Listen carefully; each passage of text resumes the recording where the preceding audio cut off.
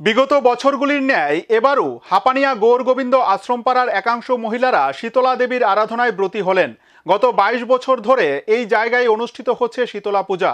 স্থানীয় বাসিন্দা স্মৃতিরানী আচার্যের উদ্যোগে হয়ে আসছে এই পূজা।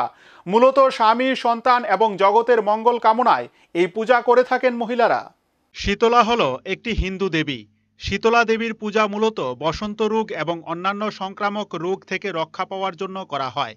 মাঘ মাসের ষষ্ঠ দিনে বা চৈত্র মাসের সপ্তমী ও অষ্টমী তিথিতে এই পূজা অনুষ্ঠিত হয়। শীতলা দেবীর বাহন গাধা বা গর্ধব। প্রচলিত মূর্তিতে শীতলা দেবীর এক হাতে জলের কলস ও অন্য হাতে ঝাড়ু দেখতে পাওয়া যায়। ভক্তদের বিশ্বাস, কলস থেকে তিনি আরোগ্য সুধা দান করেন এবং ঝাড়ু দ্বারা রোগাক্রান্তদের কষ্ট লাঘব করেন। শীতলা দেবী কাত্যায়নীর রূপ এবং ব্রহ্মার কন্যা ও কার্তিকের স্ত্রী হিসেবেও পরিচিত। রোগ ও মহামারী থেকে রক্ষা পাওয়ার জন্য এই দেবীর পূজা করা হয়। স্বামী ও সন্তানের সুস্বাস্থ্য, তাদের দীর্ঘায়ু কামনা করে অনেক মহিলা উপবাস করে শীতলা ব্রত পালন করে থাকেন। দেশের অন্যান্য রাজ্যের ন্যায় ত্রিপুরা রাজ্যের বিভিন্ন প্রান্তেও প্রতি বছর অনুষ্ঠিত হয় শীতলা পূজা। বিগত ২২ বছর ধরে আমতলী থানার অন্তর্গত হাপানিয়া গৌরগোবিন্দ আশ্রমপাড়ার একাংশ মহিলারা শীতলা দেবীর আরাধনা করে আসছেন। এবারও ব্যতিক্রম হলো না।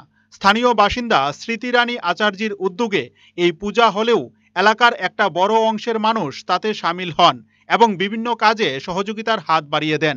শনিবার ধর্মীয় রীতিনীতি মেনে দেবীর পূজার্চনা অনুষ্ঠিত হলো। উপস্থিত মানুষজনের মধ্যে বিতরণ করা হয়েছে বিভিন্ন ফল এবং খিচুড়ি প্রসাদ। সব মিলিয়ে এই পূজাকে কেন্দ্র করে উপস্থিত সকলের মধ্যে ব্যাপক উৎসাহ উদ্দীপনা পরিলক্ষিত হয়।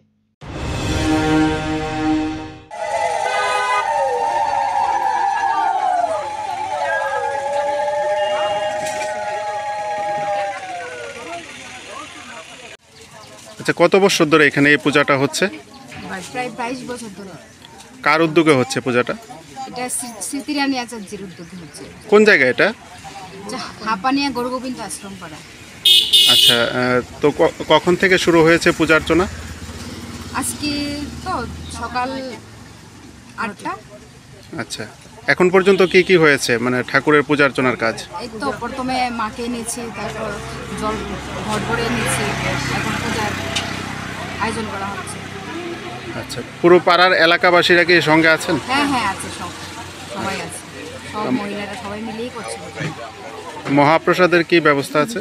হ্যাঁ আছে, খিচুড়ি প্রসাদ হবে। কখন থেকে প্রসাদ বিতরণ? থেকে একদম রাত্র ৮টা পর্যন্ত।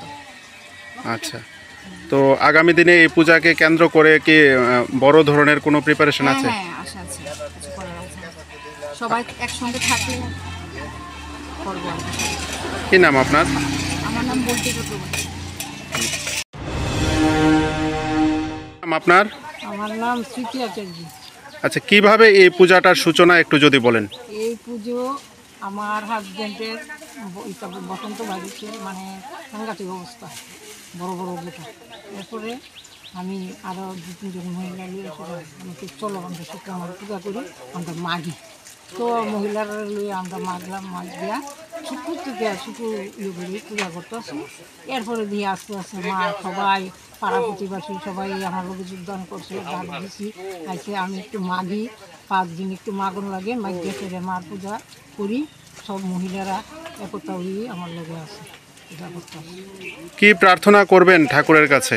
ঠাকুরের কাছে অনেক প্রার্থনাই আছে, যারা অনেক কিছুই করতে আছে। যে অনেকে মানুষ করে আমি কাপড় দিব, শাড়ি দিব, এই দিব, সেই দিব, ঠিক আছে। আমরা মূর্তি দিব, একজনে মূর্তি দেয়, একজনে বাগান দেয়, একজনে মানে ইয়ে করে। যে যে মানুষই করছে ফলও পাইতে আছে, গ্যাস ফাটাই দিতেছে। হ্যাঁ, আমার এমনি কোনো অসুবিধা হইতেছে না, তারা সবাই একতা হয়ে আমার